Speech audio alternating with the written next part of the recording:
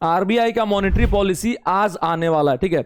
अब आरबीआई का monetary policy क्या इंपॉर्टेंट है, हम लोग को क्या क्या देखना चाहिए, स्टॉक मार्केट के पॉइंट ऑफ व्यू से क्या अच्छा हो सकता है, क्या निगेटिव हो सकता है, ये सारे चीज को पहले समझ लीजिए। 10 बजे आने वाला है आरबीआई का मॉनेटरी पॉलिसी, अभी हो रहा है 9:30। उसके पहले अगर हम लोग देखें आरबीआई मॉनेटरी पॉलिसी में हम लोग क्या क्या एक्सपेक्ट कर सकते हैं।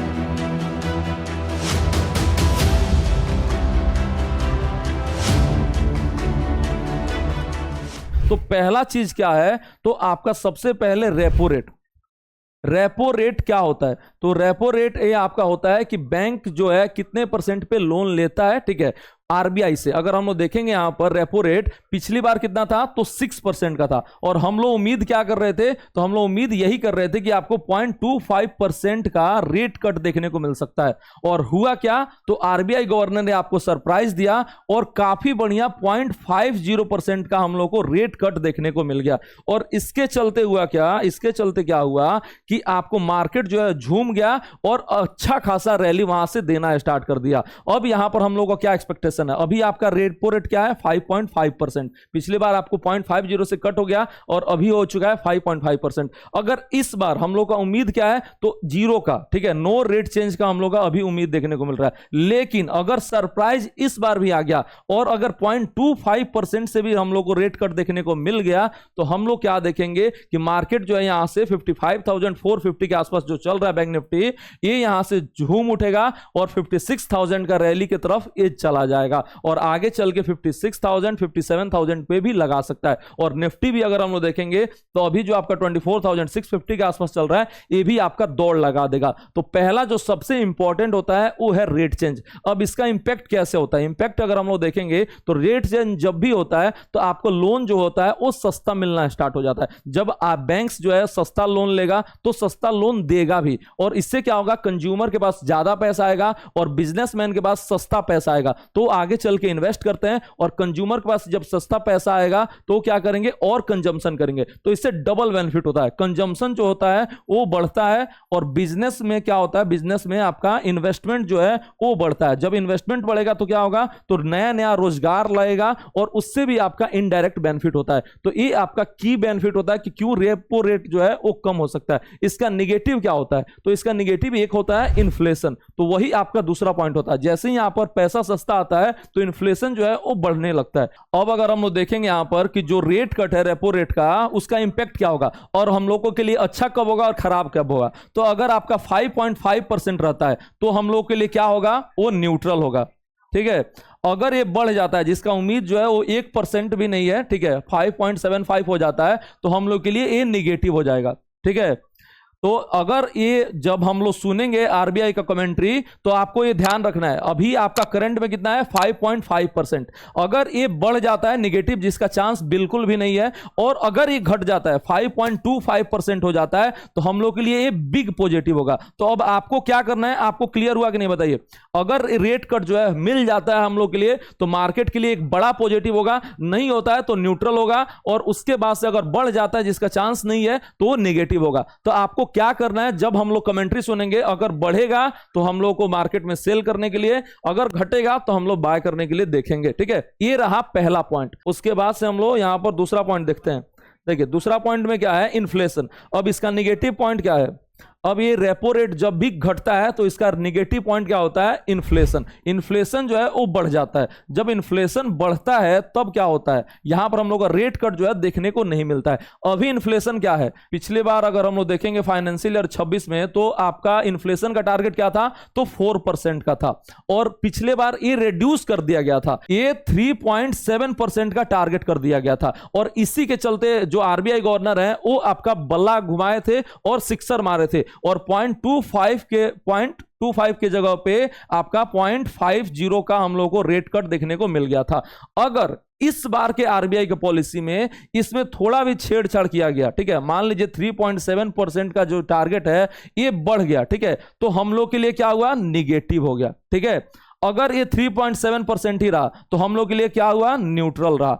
और अगर ये घट गया, लेट से 3.6% या 3.5% का टारगेट हो गया, तो हम लोग के लिए बल्ले बल्ले हो जाएगा और ये मार्केट के लिए पॉजिटिव हो जाएगा। तो आपका मैंने दूसरा पॉइंट भी क्लियर कर दिया कि हम लोग को आरबीआई के मॉनेटरी पॉलिसी में क्या क्या देखना होता है। पहला रेपो रेट और दूसरा है इन्फ्लेशन, कब पॉजिटिव होगा कब निगेटिव होगा। अगर 3.7% आ गया तो न्यूट्रल, 3.7% से कम हो गया तो पॉजिटिव, अगर 3.7% से बढ़ गया तो हम लोग के लिए निगेटिव होगा। ये पॉइंट क्लियर हुआ कि नहीं, बताइए। अब हम लोग चलते हैं तीसरे पॉइंट की तरफ, जीडीपी।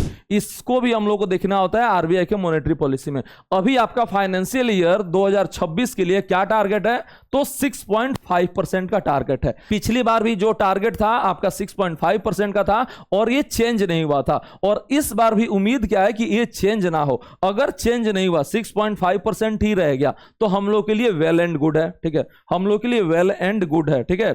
और अगर ये लेट से घट गया तो हम लोग के लिए निगेटिव है। अगर ये 6.5% से घटता है, रिड्यूस होता है, तो हम लोग के लिए क्या करना है, निगेटिव ये न्यूज हो गया और स्टॉक मार्केट का इंपैक्ट क्या होगा, तो निगेटिव होगा। लेकिन अगर जिसका चांस काफी कम है, बढ़ जाता है, 6.5% से बढ़ जाता है, जिसका उम्मीद जो है वो कम है हमको, तो यहां पर हम लोग को लिए बिग पॉजिटिव देखने को मिल गया। लेट से ये 6.6%, 6.7% हो जाता है, तो हम लोग के लिए क्या देखने को मिलेगा, काफी बड़ा पॉजिटिव देखने को मिलेगा और स्टॉक मार्केट जो है इसको एंजॉय करेगा और एक बड़ा रैली देखने के लिए दिखेगा। तो अभी आपको मैंने 3 पॉइंट बता दिया, तीनों पॉइंट में हम लोग को क्या देखना है। अगर जीडीपी 6.5% रहा तो न्यूट्रल, 6.5% से घट गया तो हम लोग के लिए नेगेटिव हो गया, और अगर 6.5% से बढ़ गया तो हम लोग के लिए क्या देखने को मिलेगा, तो एक बड़ा रैली देखने को मिल सकता है। अभी तक हम लोगों ने 3 पॉइंट देख लिया। अब हम लोग चलते हैं आरबीआई की मॉनेटरी पॉलिसी में। चौथा जो है सबसे इंपॉर्टेंट पॉइंट क्या होता है, वो है कैश रिजर्व रेशियो। ये सब पॉइंट्स जो है आपको आरबीआई मॉनेटरी पॉलिसी में देखना होता है और उसका इंपैक्ट क्या होगा वो आपको समझना होता है। कैश रिजर्व रेशियो क्या होता है, तो रिजर्व रेशियो जो होता है, बैंक्स को जो भी डिपॉजिट आता है अपने पास कैश रखना पड़ता है, ठीक है। पिछले बार ये क्या था, तो 4% का हम लोगों को कैश रिजर्व रेशियो देखने को मिलता था, और पिछले बार के जो आया था आरबीआई मॉनेटरी पॉलिसी, उसमें ये 100 बेसिस पॉइंट से यहां पर कम कर दिया गया था। मतलब क्या हुआ कि अगर बैंक्स के पास जो है 100 रुपीज डिपॉजिट आता है तो बैंक को 4 रुपया यहां पर क्या रखना पड़ता था, अपने पास रखना पड़ता था, और बाकी रुपया को ही वो आगे लोन दे सकता था, और इसी में उसका कमाई होता है। जो यहां पर मान लीजिए डिपॉजिट करेगा 7% पे, 6% पे, और जो बाकी पैसा देगा यहां पर 96 रुपीज, उसको देता है 10%, 15% के आसपास हम लोग को लोन, और इसी में बैंक जो है वो पैसा कमाता है, ठीक है। और लोगों के पास अच्छा खासा कंजम्पशन के लिए पैसा चला जाता है, और लोग बिजनेसमैन के पास क्या होता है, उसके पास पैसे इन्वेस्ट करने के लिए आ जाता है, ठीक है। तो इससे इकोनॉमी जो है ग्रो करता है, और बैंक्स का हाथ जो है यहां पर 4%, 96 रुपीज ही मैक्सिमम दे सकता था, लेकिन पिछले बार 100 बेसिस पॉइंट से इसको घटा दिया गया था और 3% का सीआरआर कर दिया गया था। और पिछले बार के जो मॉनेटरी पॉलिसी में सबसे बेस्ट पॉइंट था ये यही था, बेस्ट पॉइंट जो था वो यही था, और इसी के चलते मार्केट जो है वो ज्यादा घुमा था। अब यहां पर देखेंगे, अगर ये 3% से बढ़ जाता है, लेट से इंक्रीज हो जाता है, तो हम लोग के लिए क्या होगा, स्टॉक मार्केट का इंपैक्ट वो आपका निगेटिव होगा। अगर 3% ही रहता है तो आपके लिए क्या होगा, न्यूट्रल। अगर एक घट जाता है, जिसका उम्मीद जो है काफी कम है, 3% से घटेगा, इसका उम्मीद जो है वो काफी कम है, तो यहां पर हम लोग के लिए बिग पॉजिटिव होगा। ये क्या होता है आपको मैंने बता दिया, सीआरआर। मतलब क्या हुआ कि अगर 100 रुपए के पास बैंक डिपॉजिट है तो आगे चल के कितना लोन दे सकता है, तो पहले आपका 96 रुपीज दे सकता था और अभी आपका 97 दे सकता है, ठीक है। 3% का भी हो चुका है सीआरआर। अब यहां पर ज्यादा रुपया लोन देगा तो ज्यादा पैसा कमाएगा और इकोनॉमी में ज्यादा रुपया आएगा। अब यहां पर अगर हम देखें तो 3% से लेट से बढ़ जाता है, तो हम लोग के लिए क्या देखने को मिलेगा, अगर 3% से बढ़ गया तो निगेटिव, 3% ही रहा तो आपका हम लोग को देखने को मिलेगा न्यूट्रल, और 3% से घट गया तो हम लोग के लिए बिग पॉजिटिव है। तो आपको 4 पॉइंट मैंने क्लियर कर दिया। पहला है रेपो रेट, दूसरा है जीडीपी, तीसरा इन्फ्लेशन, और चौथा है आपका सीआरआर। ये 4 पॉइंट को आपको समझना होता है। ये चारों पॉइंट क्लियर हुआ कि नहीं, बोले बताइए। और हम लोग उसी पे रिएक्ट करेंगे। देखिएगा जैसे जैसे आरबीआई का मॉनेटरी पॉलिसी आएगा, ये अच्छा है कि खराब है, ये आप अब एनालिसिस कर सकते हैं। दूसरे का आपको डिपेंडेंट नहीं रहना पड़ेगा, आपको मेरा व्यू नहीं जानना पड़ेगा, और आपको टीवी नहीं देखना पड़ेगा कि हाँ, ये आप खुद से एनालिसिस कर सकते हैं कि आरबीआई का मॉनेटरी पॉलिसी जो है वो अच्छा है या खराब। आपको दूसरे का सुनने का जरूरत नहीं होगा। और आपसे मैं पूछूंगा, जब आरबीआई का मॉनेटरी पॉलिसी आ जाएगा तो मैं आपसे पूछूंगा पूछूंगा कि हाँ आप बताइए, ये पॉइंट देख के आरबीआई को, गवर्नर को सुन के आप दूसरे पर डिपेंडेंट मत रहिए और आप बताइए कि आरबीआई का मॉनेटरी पॉलिसी जो है वो अच्छा है या खराब है। अब हम लोग देखते हैं, अब इसका जो पांचवा पॉइंट, अभी तक हम लोगों ने 4 पॉइंट देख लिया, अब आता है पांचवा पॉइंट। पांचवा पॉइंट क्या कहता है, तो स्टांस। स्टांस क्या है उनका मतलब, क्या हुआ कि वो आगे चल के अभी टेस्ट खेल रहे हैं, T20 खेलने वाले हैं या ओडीआई खेलने वाले हैं। टेस्ट क्या होता है, टेस्ट अगर हम लोग बात करेंगे तो टाइटनिंग होता है, ठीक है, टाइटनिंग को हम लोग टेस्ट बोलते हैं। उसके बाद से न्यूट्रल को हम लोग क्या बोलते हैं, ओडीआई बोलते हैं, और एकोमोडेटिव को हम लोग क्या बोलते हैं, T20 बोलते हैं। अब आपको यहां पर समझ में आ गया होगा कि हम क्या बोलना चाह रहे हैं, ठीक है, किसमें वो खुल के खेलेंगे और किसमें जो है खुल के नहीं खेलेंगे, ठीक है। आप यहां पर क्लियर कट जो है वो देख सकते हैं।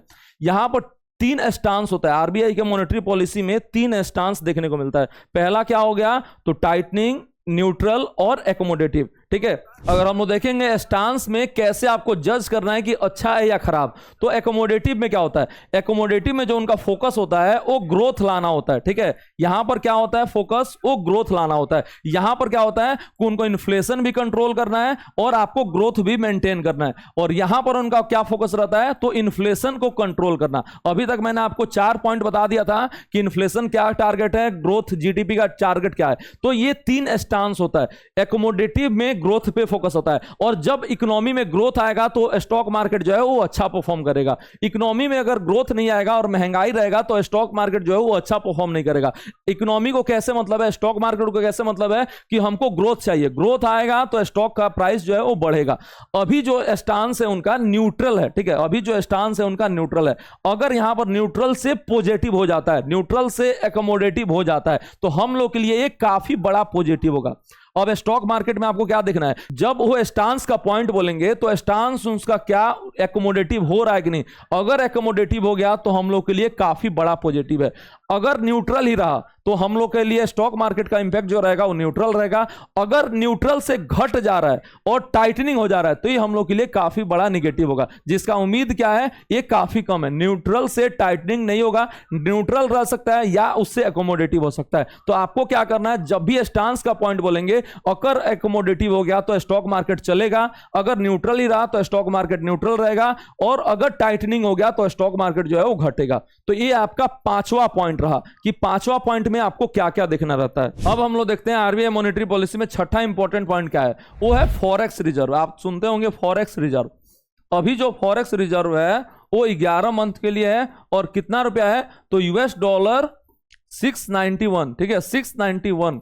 अगर ये फिगर जो है 710 के ऊपर आ जाता है, $710 बिलियन के ऊपर आ जाता है, तो हम लोग के लिए क्या होगा, एक बिग पॉजिटिव होगा, बिग पॉजिटिव देखने को मिलेगा। यहां पर हम लोग को क्या देखना है कि जो फॉरेक्स रिजर्व है वो $710 बिलियन के ऊपर जा रहा है या नहीं। अगर यहीं पर आ रहा है, लेट से 691 के आसपास ही है, तो हम लोग के लिए न्यूट्रल रहेगा।